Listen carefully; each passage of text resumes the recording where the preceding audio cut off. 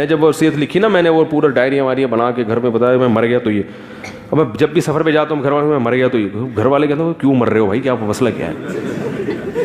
ایک دفعہ میں نے پہلے بھی واقعہ بتایا, جب حج کرنے گیا نا تو ہم لوگ مکہ سے مدینہ ہم نے ایک ٹیکسی لی کرائے پر, کہ مکہ سے ہم مدینہ جائیں, کار لیتے ہیں نا کرائے پر. وہ ڈرائیور عرب تھا.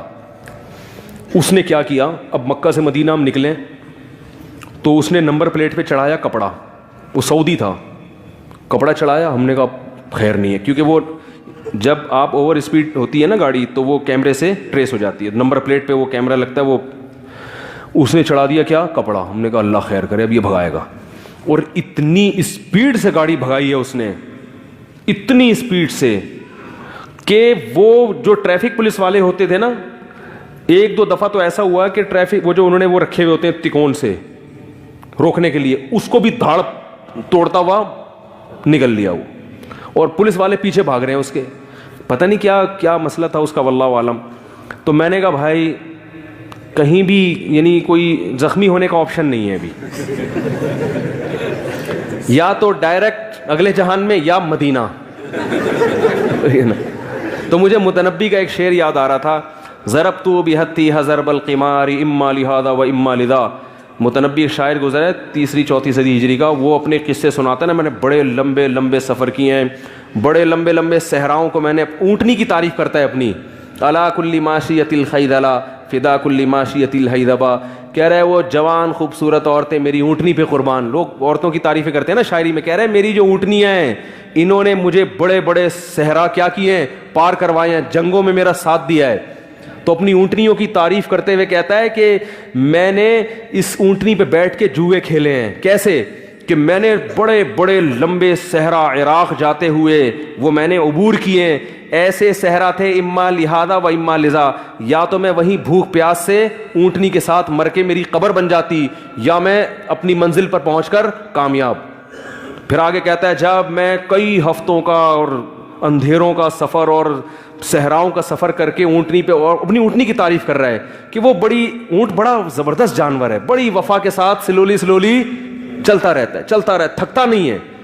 یہ جو صحابہ پوری دنیا میں پہلے اونٹوں پہ بیٹھ کے تو پہنچے ہیں, یہ تو کہہ رہی ہے اونٹنی وفا کرتی ہے اور چلتی رہتی ہے چلتی رہتی ہے چلتی رہتی ہے. میں تھک گیا مگر اونٹنی نہیں تھکی. ایک وقت آیا میں نے فقلنا لها اين ارض العراق فقالت ونحن بتربانها.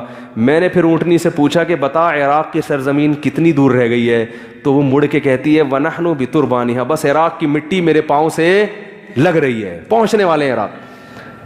تو وہ جو اس نے شاعری کی ہے نا, ضربت بحتیھا ضرب القمار اما لہذا و اما لذا, کہ میں نے جوئے کھیلے اس اونٹنی پہ بیٹھ کے. جوئے کا مطلب لمبے سفر کیے کہ یا تو موت یا کامیابی. تو مجھے شعر یاد آ رہا تھا کہ یا تو مدینہ پہنچ کے قبر رسول کی زیارت ہوگی, 50,000 10,000 نمازوں کا ثواب ملے گا, یا ڈائریکٹ جنت. تو اس وقت میں نے گھر میں کال کر کے 2-4 جلی وصیتیں لکھوائی کہ 1-2 رہ گئی تھی. میں نے کہا بھائی وہ گھر والے پریشانی ہو کیا رہا ہے, کیا موت کے کنویں میں چھلانگ لگا رہے ہو بھائی, یا سعودی حکومت نے کوئی قصاص کرنے کے لیے. تو میں نے کہا ڈیٹیل بعد میں, کیونکہ وہ سمجھ میں نہیں آتی نا. میں نے کہا ڈیٹیل بعد میں, ویسے ہی لکھوا دی میں نے, وہ جلدی لکھوائی. کیوں؟ مقصد بتانے کا یہ ہے کہ بھائی کوئی کسی بھی وقت مر سکتا ہے. تیز رفتار گاڑی میں تو ویسے ہی چانس زیادہ ہے. آج ہمارے ایک رشتے دار بائی روڈ آئے پنجاب سے. میں نے کہا آپ بائی روڈ کیوں, بائی ایئر کیوں نہیں آئے؟ کہہ رہے ہیں یار جہاز میں نا آپشن نہیں ہے. کہہ رہے میں کوشش کرتا ہوں بائی روڈ ہی. وہ کہہ رہے ہیں یار روڈ میں ٹکر لگے گی, کلابازیاں کھائیں گے, تھوڑا سا ادھر سے یوں پکڑیں گے جا کے, ادھر سے کھڑکی پکڑیں گے, تھوڑا سا باہر نکلیں گے, ایک آدھ ٹانگ ٹوٹنے چلی جائے گی, بہت کم چانس ہوتا ہے کہ بالکل ہی مر جائیں. کہہ رہے جہاز میں جب وہ جنید جمشید بیچارے کا واقعہ ہوا نا, کہہ رہے وہاں تو بس بیٹھے تھے اور پھر غائب, باڈی بھی نہیں ملتی. تو ہر شخص نے مرنا ہے اور کچھ پتہ نہیں کون کس ٹائم مارکیٹ سے شارٹ ہو جائے. اس میں بڑے بڑے لوگ, ڈاکٹر بھی مر جاتے ہیں. میرے والد صاحب بتا رہے, ڈاکٹر صاحب وہ کر رہے تھے ڈائیگرام بنا کے نا, بتا رہے تھے کہ لوگوں کو نیوی میں نا, میرے والد صاحب نیوی میں تھے, نیوی کے آفیسرس کو بتا رہے تھے کہ ایسے ہارٹ اٹیک ہوتا ہے. اس دوران ان کو ہارٹ اٹیک ہوا ہے اور ڈیتھ ہوئی ہے. ڈیتھ کا تو مجھے پوری طرح یاد نہیں رہا, لیکن ہارٹ اٹیک اسی دوران ہوا ان کو.